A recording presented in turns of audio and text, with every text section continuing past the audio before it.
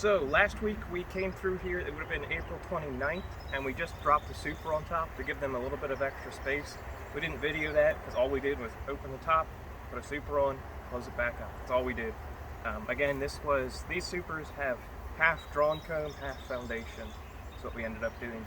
This week is much nicer. We're going to do another full inspection on here.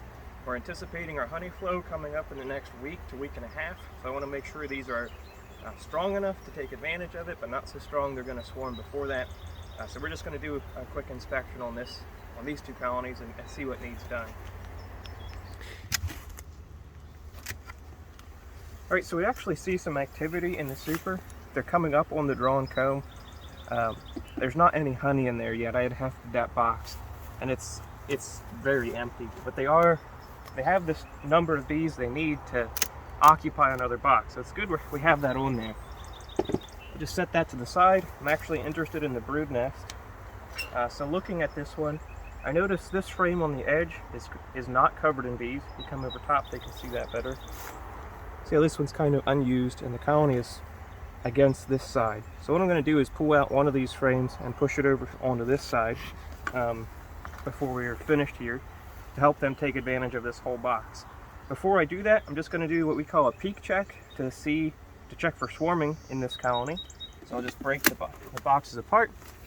I'll tip it up. Note that the entrance is that way, not this way. That way I'm not standing in the front of all the bees. So pull that back a little, tip it up, and take a look at the bottom of the frames. So you can see, looking at the bottom, the bee strength much better. And it confirms what we saw from the top. Nothing's different on this one. And if we just give it a little bit of smoke, they'll run off the bottom of those frames, and we can check to see if we see any queen cells hanging down. It's not a foolproof way. If you have the time to go through frame by frame to check for swarming, great. But this is effective enough for our purposes. Normally, if they try to swarm, there's going to be at least some cells in between the boxes that we can see and then take care of.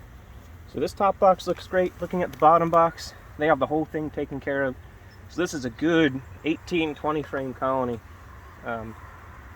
If anything, it's a little strong, but I think we're just about perfect given that the flow's in 2 weeks, or a week to 10 days. So we're not going to touch this one aside from checkerboarding that frame in. We don't have the equipment with us today for it, but we'll also be dropping a second super on here right away, so we don't get behind. I'd rather be a little bit ahead of them with supers than a little bit behind. So I'll just pull that frame out. It's completely unused.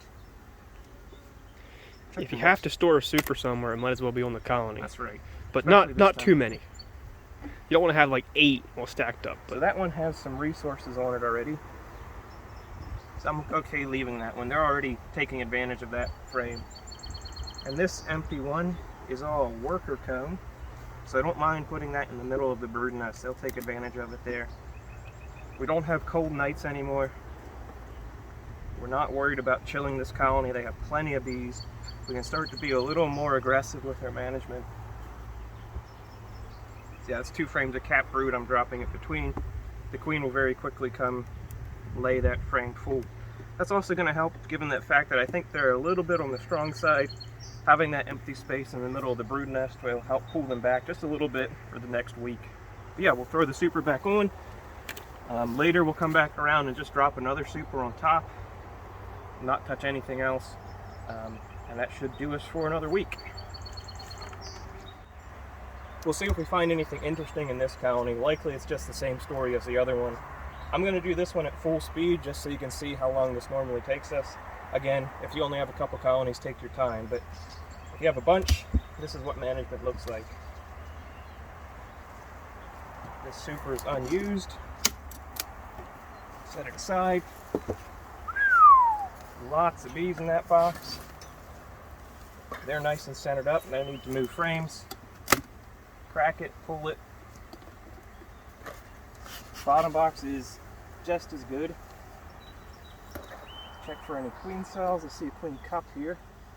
Let's show that actually. Queen cups aren't a problem. Bees just do it. So see, this one's in between boxes here. When I see that, I'm just going to peek and see if there's anything in it. If it's wet or not. That one actually has a little bit of nectar in it, which is just a honey evidence of a nice honey flow right now. And I see a couple more in here that I'll just peek on. Nope, nothing. It's pretty hard to miss a colony that's actually swarming. So that one's good to go.